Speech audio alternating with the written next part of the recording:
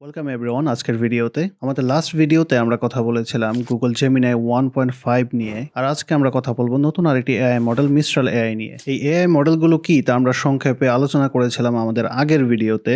Video link ডিসক্রিপশনে দেওয়া থাকবে, আপনি সেটা না দেখে থাকলে দেখে আসতে পারেন। গুগল জেমিনাই এবং ওপেন এআই জিপিটি সম্পর্কে আমরা সবাই এখন কম বেশি জানি, তাহলে এই মিস্ট্রাল এআইটা কেমন এ নিয়ে আমরা কথা বলবো। চ্যাটজিপিটি এর মতো মিস্ট্রাল এআইটাও একটা লার্জ ল্যাঙ্গুয়েজ মডেল। এটি একটি ফ্রেঞ্চ কোম্পানি যা 2023 সালে গুগল ডিপ মাইন্ড এবং ফেসবুকের কিছু প্রাক্তন ইঞ্জিনিয়াররা মিলে খুলেছে। গত ডিসেম্বরে তারা $415 মিলিয়ন ফান্ডিং তুলে, আর এরপর তারা তাদের নতুন মডেল মিস্ট্রাল লার্জ লঞ্চ করে। মিস্ট্রালের প্রথম মডেলটি লঞ্চ করা হয়েছিল ওপেন সোর্স হিসেবে, কিন্তু এখন তারা তাদের ভার্সনগুলোকে ক্লোজ করে দিয়ে ব্যবসামুখী হওয়ার চিন্তা করতেছে। অবশ্যই এটাকে ডিজাইনই করা হয়েছে চ্যাটজিপিটি এর প্রতিদ্বন্দ্বিতা করতে। বিভিন্ন বেঞ্চমার্ক রেজাল্টের উপর ভিত্তি করে মিস্ট্রাল এআই ক্লেম করছে যে তারা জিপিটি এর পরেই দ্বিতীয় পজিশনে আছে। মিস্ট্রাল এআই এর লার্জ মডেল হচ্ছে মিস্ট্রাল লার্জ, যেটি চ্যাটজিপিটি এর GPT-4 এর বিজনেস স্ট্র্যাটেজি ফলো করছে। GPT-4 এর বিজনেস স্ট্র্যাটেজিটা কেমন সেটা আমি স্ক্রিনে দেখাবো। ব্যাপারটা একটু কনফিউজিং লাগতে পারে, তবে আপনি একটু খেয়াল করে দেখলে বুঝতে পারবেন। GPT-4 টার্বোতে আছে 1,28,000 টোকেন উইন্ডো, যার প্রতি মিলিয়ন ইনপুটের দাম $10 আর প্রতি মিলিয়ন আউটপুটের দাম $30। সেই জায়গায় মিস্ট্রাল এআই এর প্রতি মিলিয়ন ইনপুটের দাম $8 এবং প্রতি মিলিয়ন আউটপুটের দাম $28। চ্যাটজিপিটি এর মতো মিস্ট্রাল এআইও একটি চ্যাটবট লঞ্চ করেছে যার নাম হচ্ছে লিচ্যাট অর লেচ্যাট। যাকে লিচ্যাট হোক আর লেচ্যাট হোক, এটি এখনো বেটা ভার্সনে আছে যেটা সবাই ব্যবহার করতে পারবে। কিন্তু চ্যাটবটটি এখনো ইন্টারনেট অ্যাক্সেস করতে পারে না, অর্থাৎ আপনাকে ইন্টারনেট থেকে কোনো কিছু খুঁজে বের করে দিতে পারবে না। আপনি যা ইনফরমেশন দিবেন তার ভিতর থেকে আপনাকে আনসার বের করে দিবে। মিস্ট্রালের লিঙ্কটা আমি নিচে দিয়ে দিব ডিসক্রিপশনে, আপনারা চাইলে চেক আউট করতে পারেন। এদিকে মজার বিষয় হচ্ছে ওপেন এআইয়ের মতো মিস্ট্রাল এআইয়ের সাথেও মাইক্রোসফট পার্টনারশিপ করেছে। শুধু এই দুইজনের সাথেই না, আরও কিছু এআই কোম্পানির সাথেও মাইক্রোসফট পার্টনারশিপ করেছে, যাতে তারা তাদের ক্লাউড কম্পিউটিং প্ল্যাটফর্ম মাইক্রোসফট আজুরের সাথে এআইকে যুক্ত করতে পারে এবং আজুরে কাস্টমারদেরকে বিভিন্ন এআই সুবিধা দিতে পারে। নতুন একটি কোম্পানি হিসেবে মিস্ট্রাল এআই অনেক বেশি দূর এগিয়ে গিয়েছে, আর তার পিছনে হাত হলো গুগলের এবং মেটার সেই প্রাক্তন ইঞ্জিনিয়ারদের।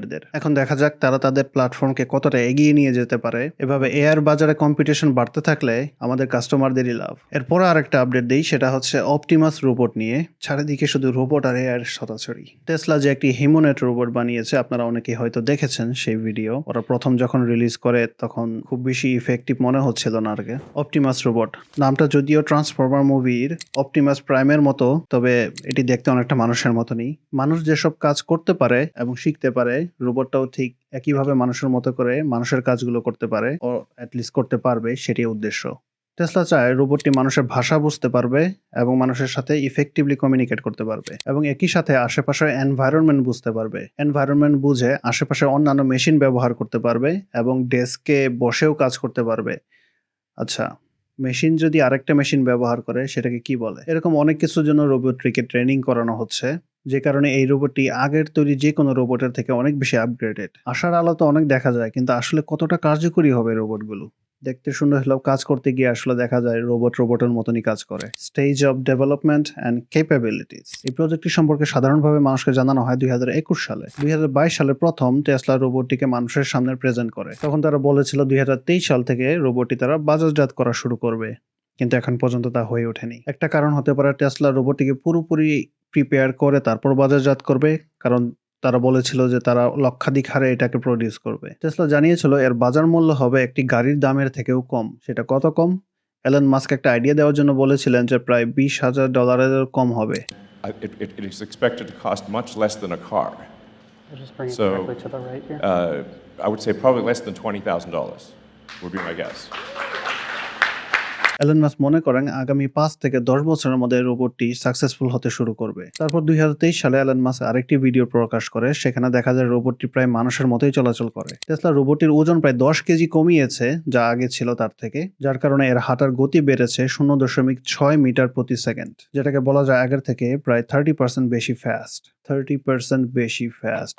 কত ফাস্ট? এটার সাথে কি দৌড়ানো যাবে? রিসেন্টলি এলন মাস্ক আরো কিছু ভিডিও পোস্ট করেছে যেখানে রোবটটিকে আরো বেশি আপগ্রেডেড দেখানো হয়েছে। এসব অ্যাডভান্স কাজের জন্য রোবোটিক্সের সাথে এআই অ্যালগরিদম ব্যবহার করা হয়েছে। ওপেনএআইর ভাষ্যমতে তারা রোবটটির নিউরাল নেটওয়ার্ক ডেভেলপমেন্টের জন্য প্রচুর পরিমাণ ডেটা দিয়ে এটিকে ট্রেনিং করিয়েছে, যেন বিভিন্ন সিচুয়েশনে রোবটটি মানিয়ে নিতে পারে এবং শিখতে পারে। একই সময় তারা ট্রাই করছে কিভাবে রোবটের মোটর স্কিল বাড়ানো যায়, যেন রোবটটি খুব সহজে অনেক কঠিন কাজ কম সময় করে ফেলতে পারে বা তা করার এবিলিটি বিল্ড করতে পারে। এখন কথা হচ্ছে, এই প্রযুক্তিগত আপগ্রেডের পরেও অনেক প্রশ্ন আসছে, কিভাবে আমরা নিশ্চিত করব যে এই রোবটের কাজগুলো মানবিক মূল্যবোধের সাথে সামঞ্জস্যপূর্ণ থাকবে এবং কাজের বাজারে এরা কিরকম প্রভাব ফেলবে। ইন্ডাস্ট্রির বিভিন্ন এক্সপার্টদের মতে এই বিভিন্ন সেনসিটিভ বিষয়গুলো মাথায় রেখে রোবটগুলোকে ট্রেনিং করানো হয়েছে, যাতে রোবটগুলো মানুষের বিপদের কারণ না হয়ে দাঁড়ায়, বরং এগুলোকে শুধু ভালো কাজে ব্যবহার করা যায়। আর রোবট আমাদের কাজের উপরে কোনো ইম্প্যাক্ট ফেলবে কিনা সে ব্যাপারে তারা বলেন এর ইফেক্ট নেগেটিভ নাও হতে পারে। প্রযুক্তির উন্নতির সাথে সাথে মানুষের জবের ধরনের পরিবর্তন আসতে পারে শুধুমাত্র।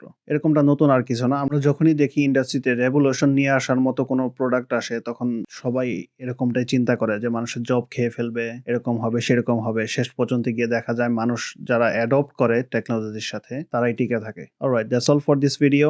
আইল see you in the next video. Bye by.